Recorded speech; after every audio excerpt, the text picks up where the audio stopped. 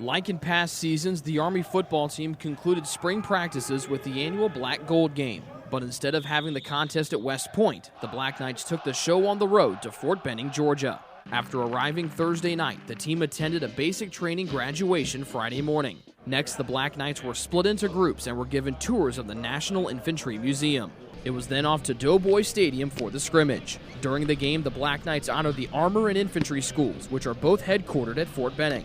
The Armor squad wore black jerseys with gold helmets, while the infantry team donned gold jerseys with black helmets. Both uniforms also bear the crest and patch of each school. The two sides played 4 10-minute quarters, and when the final whistle sounded, it would be the Armor team claiming a 20-14 win. Afterwards, the Black Knights gave their jerseys to the soldiers who displayed the most spirit during the game. ITT Excellus Night Vision caught up with head coach Rich Ellerson, director of athletics Boo Corrigan, along with some of the players and distinguished members of the U.S. Army to get their thoughts on this unique experience. I think it's wonderful for a couple reasons. One is it's good for the cadets and football players to be down here at the maneuver center with our infantrymen and armor soldiers. I think that's a great relationship so they understand what this is about. But it's also great for all the people here to get a chance to be part of Army football. And so I think the combination of both those things makes it a great day. This is so important. As I talk to the guys on the team, they can build on this. This is what being in the Army is all about, what makes us great and what will make the teams great, and building on those Army strengths. And to be here in a stadium dedicated to those who gave their lives in World War I, and we're the home of infantry and armor, I just can't think of anything better. And when we recognize those heroes like General Hal Moore, Buddy Buka, the Medal of Honor winner, Colonel Ralph Puckett, Greg Gadsden, Scotty Smiley, I will remember that the rest of my life. Well, it just kind of served as like a really powerful reminder as to how much sacrifice goes into the freedoms that we get.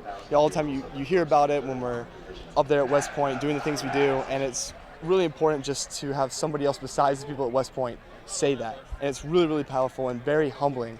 And it was just a great experience to see that happen, to see all the people around who aren't at West Point, who are still in the Army, and how that brotherhood extends across the whole nation.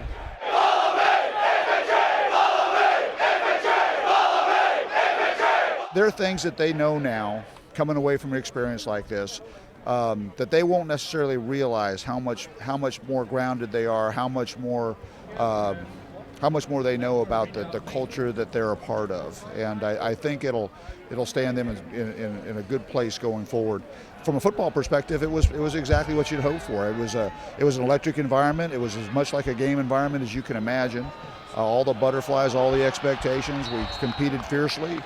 I really enjoyed seeing a real military base and stuff like that. I grew up on a few military bases because my dad and mom were both officers. But it's like since I've been to West Point, this is the first real active one I've been on, and I really enjoyed it. It was just amazing to see guys that are in it for the same reason you're in it, to obviously fight bad guys and protect this country. So that was just a great feeling to see other guys that are willing to commit their lives to sacrifice for this country.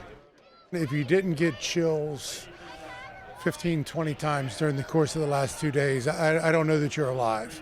So we're able to come here, be a part of what this community is, what this community means to our country, what it means to the military right now. And we're able to bring our young men that come to West Point to be a part of this. And they're able to see the people that they're going to lead, go through their graduation. And then you come out here and General Odierno's here. General Brown's here, and they get to interact with them and they get to see them. So how this is anything other than a wonderful experience for everyone, I know it was for me, I'm sure it was for you and everyone else who's a part of our program. Just to be a part of what this is, it's just a special couple days. I mean, the first memory is coming out in this field and then just seeing a sea full of ACUs as the crowd, as the fans.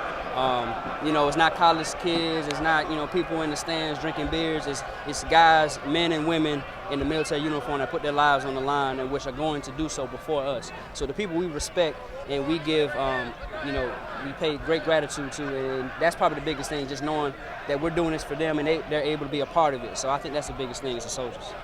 Reporting from Fort Benning, Georgia, Rick Johnston, ITT Excellus Night Vision.